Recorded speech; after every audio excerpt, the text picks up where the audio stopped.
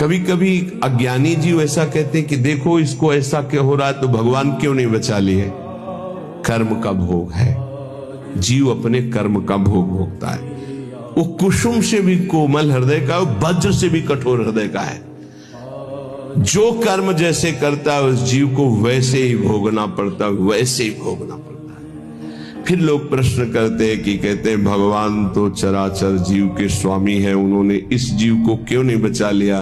तो दो सिद्धांत समझ लोगे तो आपको भ्रम खत्म हो जाएगा। वो अपने आप से अपने आप को रचता है, शब्द याद रखना। वो अपने आप से अपने आप का पालन करता है, वो अपने आप से अपने आप का विनाश करता है, दूसरा कोई है नहीं, पहला सिद्धांत। और दूसरा, अगर तुम दूसरा मानते हो तो अवश्य में वो भोक्तव्यम कृतम कर्म शुभाशुभम, आपको अपने शुभ अशुभ कर्म भोगने पड़ेंगे। एकांत में किसी जीव को भून करके आपने खाया,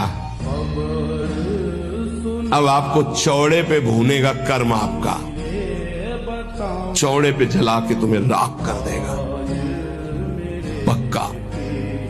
गाड़ी जा रही, एक्सीडेंट हुआ, सब पिस गए, जल गए, अवश्य में भोक्तव्यम कृतम कर्म शुभाशुभम।